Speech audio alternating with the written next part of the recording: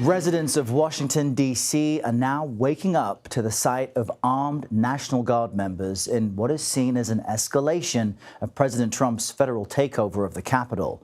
A military official tells CBS News that fewer than 50 Guards men and women will be carrying weapons.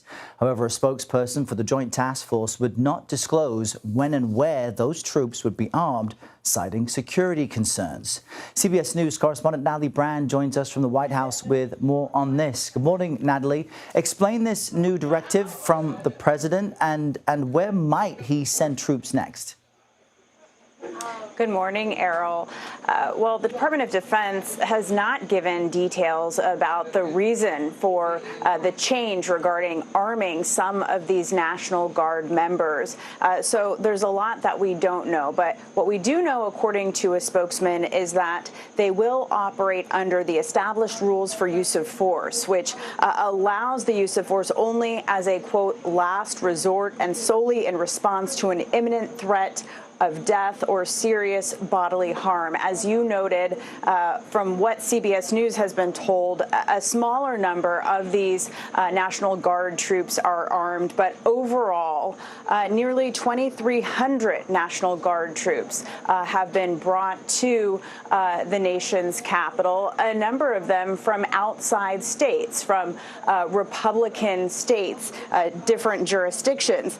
And this comes, as you noted, as the president has threatened to expand his anti-crime initiative to other cities, such as New York and Chicago. Democratic leaders there calling it an abuse of power. And we are also seeing an increasingly testy back and forth between President Trump and Maryland's Governor Wes Moore, exchanging criticism over social media after Moore actually invited President Trump to a public safety walk in Baltimore after the president criticized the crime there on social media. The president saying he would prefer Moore clean up what he called a crime disaster in Baltimore before going there on a walk.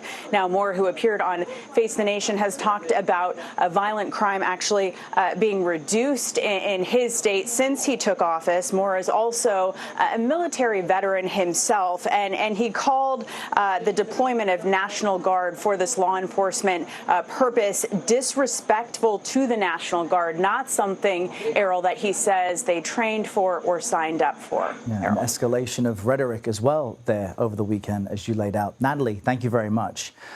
Marc Raimondi has some analysis for us. He's a fellow at the National Security Institute and was a Justice Department spokesperson from 2014 to 2021. Good morning, Marc. Great to have you on a day like this. We know that a president has power to send National Guard troops in limited circumstances, but what do you make of the directive for them, some of them now to be armed, which, according to a statement, came from the Secretary of Defense, of course, a member of the president's cabinet? What do you make of all of this?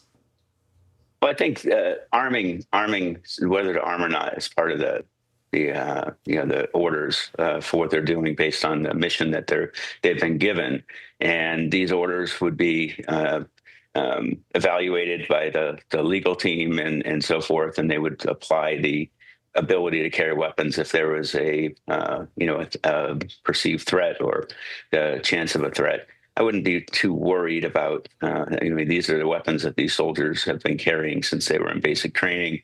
So as far as carrying them, I'm not all that concerned. What you really want to look at is what are the rules of engagement. And I think they've made it pretty clear from what I've heard that it's a pretty robust, very limited use of force rule of engagement. And it's interesting as well because there are also some of them directed to take part in beautification efforts. I mean, what should residents of D.C., how should they view this, especially considering the president might expand this effort to send the National Guard into big cities?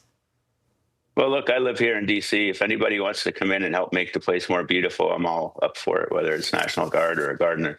So I don't think the citizens are going to complain about people trying to clean up parts of the city. I think the real concern is over whether this is a real surge to combat crime or whether this is a political surge to, either deflect or take attention off of something else. I want to get your view on things happening at the DOJ because it released audio and transcripts from an interview with Maxwell It's really hard to find anything new in those pages. But from your perspective, what is the significance, especially when you note that there are contradictory statements even in those tapes and transcripts?